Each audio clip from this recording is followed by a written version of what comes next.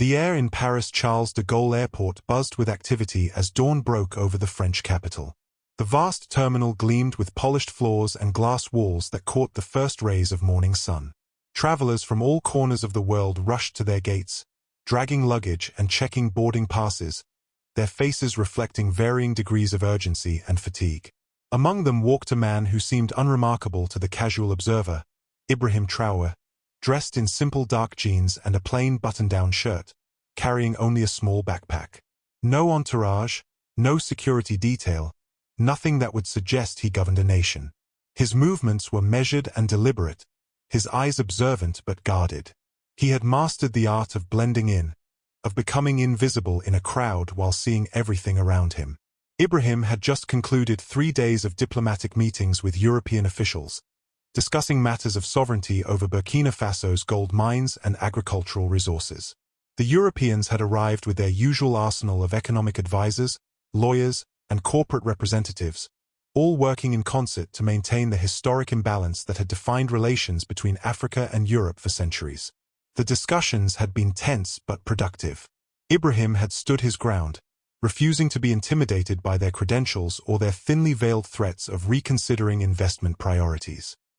He had secured better terms than his predecessors, though not as much as his people deserved. Now, exhausted from the mental chess match of diplomacy, all he wanted was to return home without fanfare. Home to the red earth and golden sunlight of Burkina Faso, to the people who had placed their trust in him after years of corruption and foreign exploitation. Ibrahim paused at a cafe near his gate, ordering a simple black coffee. The barista barely looked at him as she took his euros, her eyes already seeking the next customer. He savored this anonymity, this rare freedom from the weight of constant recognition. In these moments, he could observe the world as it truly was, not as it presented itself to power. At Gate 23, the boarding process had begun. Business-class passengers were called first, men and women in tailored suits with expensive watches and practiced expressions of entitled boredom.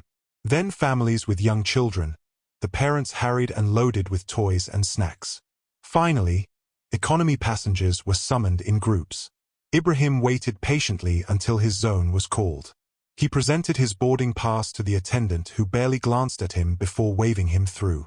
Ibrahim preferred it this way, to move through the world as an ordinary citizen, to see how people truly behaved when power was not visible. This practice had begun during his military days, this habit of observing unnoticed, and it had served him well as president. How people treated those they believed held no power revealed far more truth than any official meeting ever could. He made his way down the jet bridge, nodding politely to the flight attendants who greeted passengers at the door.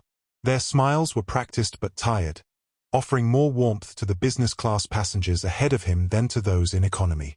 Ibrahim found his assigned place, an aisle seat in the middle section of the aircraft, seat 14C, and settled in, tucking his backpack beneath the seat in front of him. From his pocket, he pulled out a worn paperback about sustainable agricultural practices, a subject more relevant to his country's future than any luxury goods advertised in the duty-free catalogs. Around him, other passengers continued boarding, business people checking emails one last time before takeoff, families with children, tourists heading to West Africa with adventure in their eyes and sun hats in their carry-ons. To them, he was just another African man returning home, unworthy of a second glance. The cabin had nearly filled when the trouble began.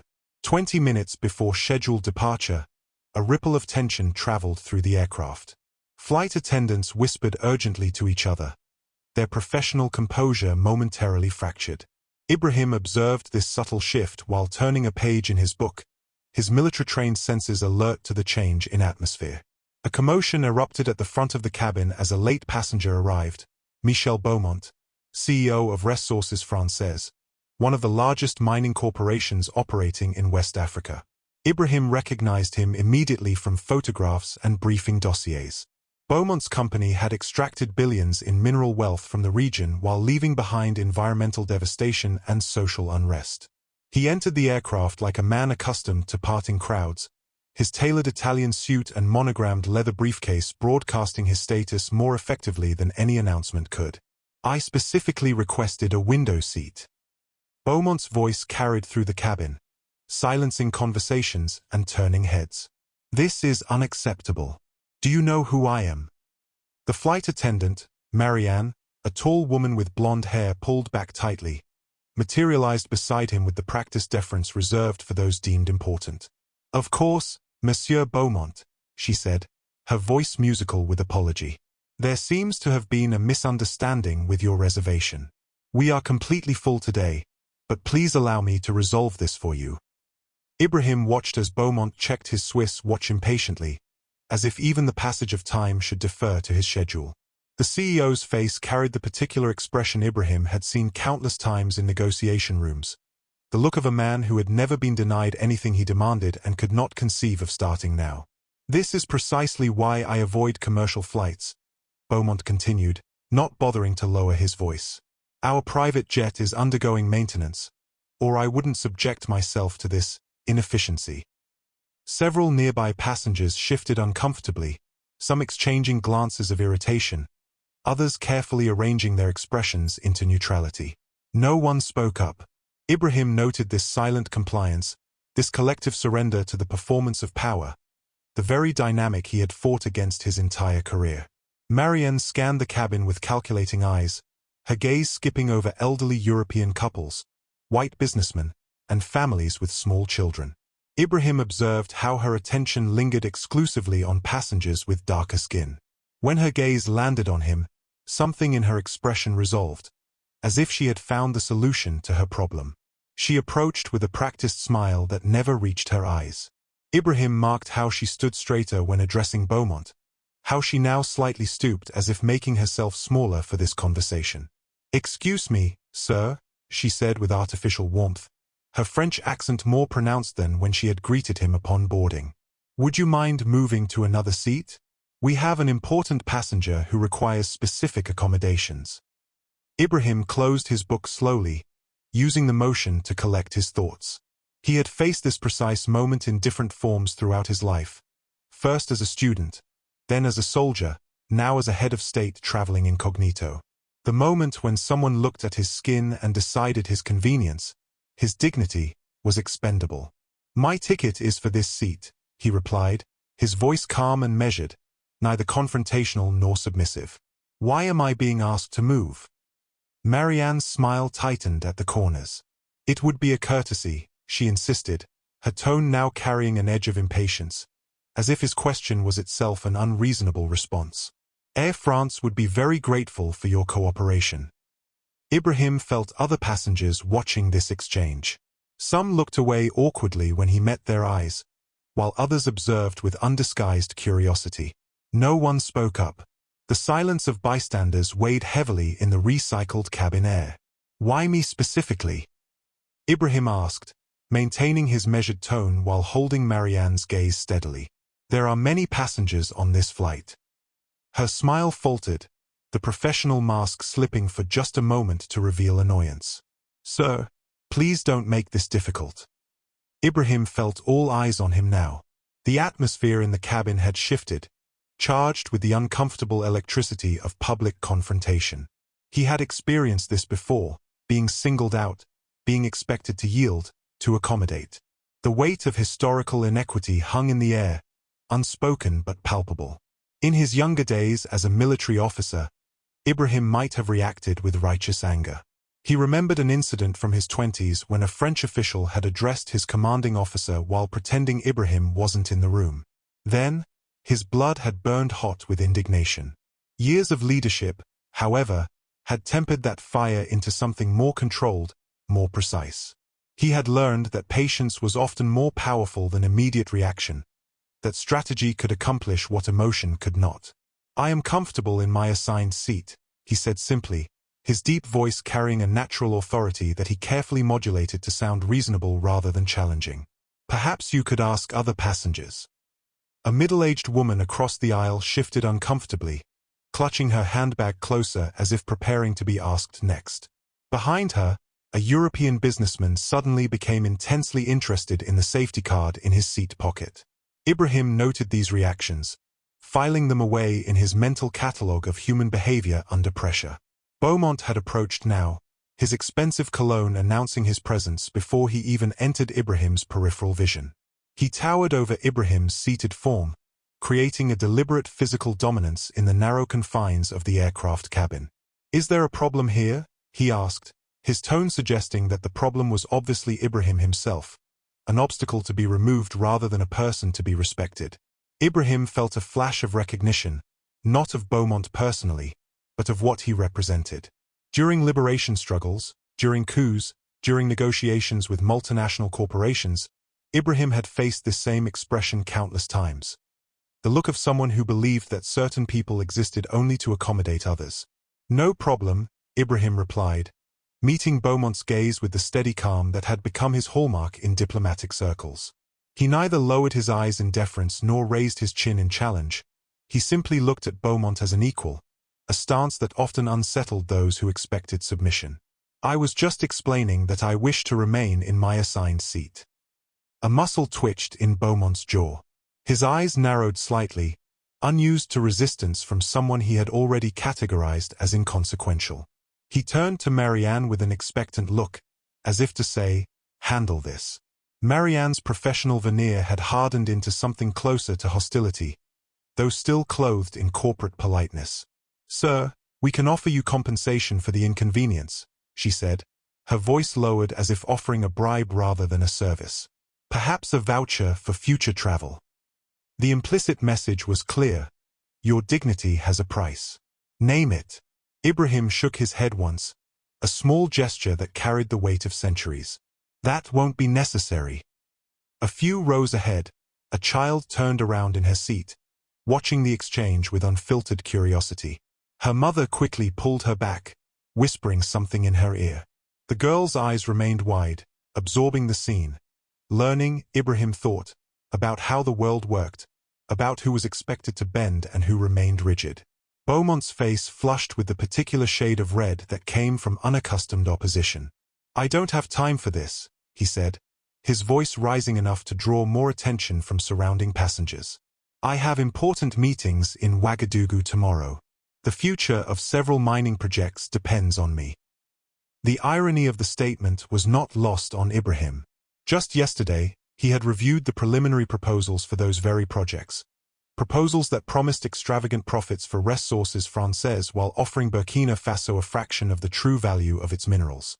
Projects that required his own presidential approval. Approval that was increasingly unlikely given the exploitative terms he had scrutinized line by line in his Paris hotel room. Ibrahim allowed himself a moment of private amusement at the cosmic coincidence that had placed them in this metal tube hurtling through the sky, neither man aware of the other's true significance to their upcoming negotiations. He kept his expression neutral, however, merely nodding as if acknowledging the importance of Beaumont's schedule. The situation escalated when Marianne returned with the chief flight attendant, a stern-looking man in his 50s with prematurely silver hair and the bearing of someone accustomed to having his authority respected. By now, the departure had been delayed by 15 minutes, and an undercurrent of restlessness ran through the cabin. Passengers checked watches, children grew increasingly fidgety, and the flight crew exchanged tense glances. "Sir," the chief attendant began, his voice carrying the practiced neutrality of someone trying to resolve a situation without taking sides. "For operational reasons, we need to redistribute some passengers. We've selected another seat for you in the rear of the aircraft." Ibrahim's expression remained impassive, but his mind catalogued every detail of this encounter. He noticed they hadn't approached any European passengers with this request. He saw how the chief attendant's eyes avoided direct contact, focusing instead on a point just above Ibrahim's head, the unconscious behavior of someone who doesn't view the other as an equal. "What operational reasons?" Ibrahim asked, his voice still calm but firm, each word precisely chosen and measured. The cabin grew quieter. Even the restless children seemed to sense the tension building in the recycled air. A businessman 2 rows ahead lowered his newspaper to watch the exchange. An elderly couple whispered to each other, their eyes darting between Ibrahim and the flight crew. Ibrahim also noticed a young Burkina student watching the interaction with wide eyes from across the aisle. The young man, perhaps 20 years old, wearing a university sweatshirt, clearly recognized him but remained silent, understanding the president's desire for discretion. Their eyes met briefly, an unspoken communication passing between them. Watch and learn. The chief attendant hesitated, his training clearly not having prepared him for being questioned. Weight and balance considerations, he offered finally, the lie apparent in his inability to meet Ibrahim's steady gaze. Interesting, Ibrahim replied, allowing just a hint of skepticism to color his tone. And how are these passengers selected for redistribution? The question hung in the air, unanswered. The chief attendant glanced at Marianne, who made a small gesture with her hand, urging him to continue. Beaumont interjected impatiently, his voice carrying the particular tone of someone used to speaking over others. For God's sake, just move him and be done with it. Some of us have actual business to conduct. He checked his watch again, making the gesture deliberately visible. This delay is completely unacceptable. The flight attendants exchanged glances, a silent communication passing between them. Marianne nodded toward the back of the plane, where two male cabin crew members had appeared as if summoned. "We can have you escorted if necessary," she said, her professional smile now completely abandoned. The threat hung in the air between them, transforming what had been a request into something darker. Ibrahim registered the shift, noting how quickly civility could dissolve when challenged, how thin the veneer of equality truly was. "Are you threatening me?" he asked quietly. His question cut through the cabin noise like a blade. A silence fell over the nearby rows. Several passengers shifted uncomfortably in their seats, suddenly finding themselves unwilling witnesses to something they had hoped to ignore. A woman clutched her pearls nervously. A businessman busied himself with his phone, though Ibrahim noticed his screen remained dark, a pretense of distraction. "Of course not," the chief attendant said quickly, sensing the dangerous territory they were entering. "But we must insist on your cooperation for the comfort of all passengers." Ibrahim remained seated, his posture relaxed yet dignified. "I will not move unless you apply this rule to everyone equally," he stated, his voice carrying just enough to be heard by those around him. "Show me other passengers being relocated for operational reasons." The challenge was clear, and all the more powerful for its simplicity. It was not an outright refusal, not a confrontation, merely a request for consistency, for fairness, for dignity. The silence stretched longer this time. Beaumont's face had taken on a dangerous shade of red, his jaw working as if physically restraining words that might cause him trouble. The flight attendants appeared frozen, caught between protocol and the uncomfortable reality Ibrahim had exposed. In that moment, something imperceptible shifted in the cabin atmosphere. Ibrahim had crossed a threshold, not by rising to anger or yielding to pressure, but by calmly naming the truth that everyone could see but no one wished to acknowledge. The standoff continued. Whispers rippled through the cabin like wind through tall grass, passengers leaning toward each other with cupped hands and furtive glances. The atmosphere had transformed from mere inconvenience to something approaching theater, a drama playing out in the confined space of row 14. The captain emerged from the cockpit, a thin man with gray temples and the slightly stooped posture of someone who had spent decades in cramped flight decks. His uniform was immaculate, gold stripes gleaming on his shoulders. He assessed the situation with obvious annoyance, his eyes darting between the delayed departure time on his watch and the cluster of people standing in the aisle. "What's the delay?" he demanded, his voice carrying the particular edge of someone whose schedule was being compromised. Marianne explained in hushed French, her words too low for most passengers to hear, but Ibrahim caught fragments, refusing to accommodate, special passenger, tried to reason. She gestured toward Ibrahim with a subtle tilt of her head, careful to maintain the appearance of professionalism even as her words painted him as the obstacle. The captain's eyes narrowed as he studied Ibrahim, taking in his simple clothing, his calm demeanor, his steady gaze. Ibrahim recognized the calculation happening behind those eyes, the rapid assessment of a situation, the weighing of options, the determination of which passenger satisfaction mattered more to Air France. "Monsieur," the captain said, addressing Ibrahim directly, "we cannot take off until all passengers comply with crew instructions. This is a matter of safety and operational efficiency." Ibrahim nodded, acknowledging the captain's authority without yielding to it. "I understand completely," he replied in flawless French. I am simply asking for equal treatment under your policies.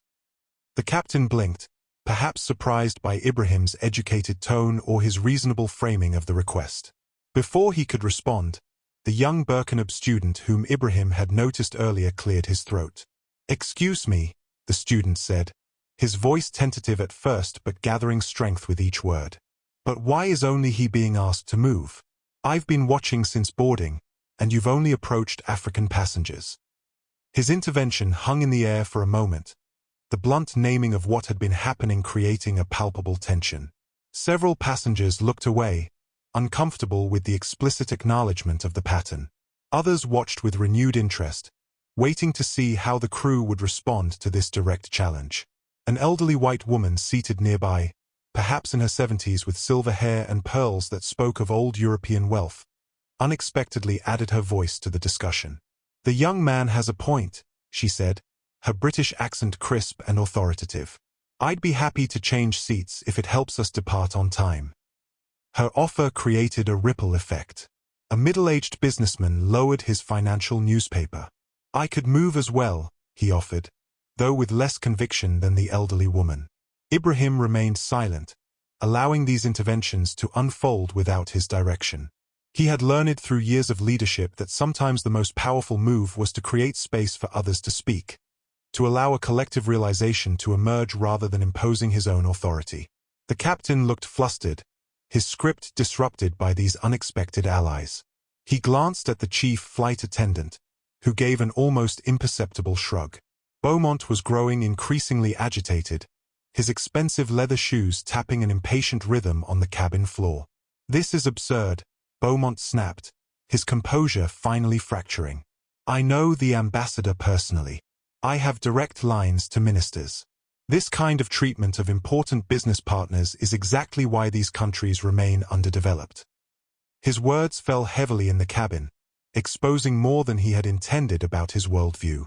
A few passengers winced at the naked condescension.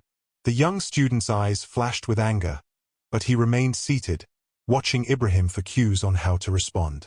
Ibrahim remained silent, his expression unchanged, watching as Beaumont revealed more of his character with each passing moment. There was a strategic advantage in allowing an opponent to speak too much, to expose their thoughts when frustrated. It was a lesson Ibrahim had learned during Revolutionary Committee meetings, during military strategy sessions, during tense negotiations with foreign powers. Sometimes the most effective weapon was patience. "Perhaps," the captain suggested, trying to find a diplomatic solution, "Monsieur Beaumont could take the available seat instead?" As a gesture of goodwill. The suggestion hung in the air, inverting the entire dynamic of the confrontation. Now it was Beaumont who was being asked to accommodate, to yield his privilege, to make room. Beaumont's face reddened further. "Absolutely not," he said, his voice rising. "I paid for premium service. My company's contracts bring millions into your country." In that moment, the battle lines were drawn more clearly than ever before. It was no longer about a seat assignment. It was about the fundamental question of whose comfort, whose dignity, whose humanity would be prioritized. As tension mounted, Marianne made the mistake that would transform the situation entirely. She placed her hand firmly on Ibrahim's shoulder. "Sir, you need to gather your belongings now," she said, her voice carrying an unmistakable tone of condescension. Ibrahim slowly removed her hand. "Please do not touch me," he said quietly. "And please address me with the same respect you show other passengers." "I've had enough of this," Beaumont declared. He pulled out his phone. "I'm calling the Burkina Faso Minister of Mines directly. Let's see how you like being detained when we land." Several passengers gasped at the threat. The captain stepped forward. "Sir, please put your phone away. We're preparing for departure." Ibrahim finally stood up. The cabin fell silent as he reached into his pocket and produced a diplomatic passport, which he handed to the captain without a word. The captain opened it, and his face drained of color. He stared at Ibrahim, then at the passport, then back at Ibrahim. "Mr. President," he whispered. I had no idea." Beaumont froze, his phone still in hand. "President? What president?" The captain turned to him. You are addressing His Excellency Ibrahim Traore, President of Burkina Faso. The transformation was immediate. Marianne's hands began to shake. The chief attendant stammered apologies. Beaumont stood paralyzed, his earlier threats hanging in the air between them. Ibrahim took back his passport and addressed the cabin calmly. I do not travel with an entourage because I believe a leader should experience what his people experience. Today has been educational. He turned to Beaumont. You wished to call the Minister of Mines? There is no need. The mining contracts you hope to renew will be reviewed directly by my office now. To Marianne and the flight crew, he added, the dignity of every passenger, regardless of their appearance, nationality, or position, deserves your respect. This is not merely about me. The captain ordered immediate departure preparations. Beaumont was escorted to a seat far from Ibrahim. The flight attendants avoided eye contact with everyone for the remainder of the boarding process. When the plane touched down in Ouagadougou hours later, the passengers were surprised to see a modest official reception waiting on the tarmac, the Minister of Defense and a small security detail standing at attention under the hot African sun. As Ibrahim rose to disembark, the Burkina student who had spoken up earlier caught his eye. Thank you, Mr. President, the young man said quietly. Ibrahim nodded. No. Thank you for your courage. That is what our nation needs. The other passengers watched in awe as Ibrahim Traoré descended the steps of the aircraft to meet his waiting officials. No one was detained, no retribution was sought. His dignity in the face of disrespect had spoken more powerfully than any punishment could. News of the incident spread quickly through social media. By evening, it had become a symbol of the changing relationship between Africa and its former colonizers. Ressources Françaises stocks dropped 7% the following day as rumors circulated about their mining contracts. In his modest office at the presidential palace, Ibrahim reviewed the mining contracts as promised. He didn't reject them outright. Instead, he rewrote the terms to ensure his people received fair value for their resources. It wasn't revenge, it was justice. The incident became known throughout West Africa as the lesson in Seat 14C. A reminder that power doesn't always announce itself, dignity cannot be determined by appearance, and respect should never be contingent on status.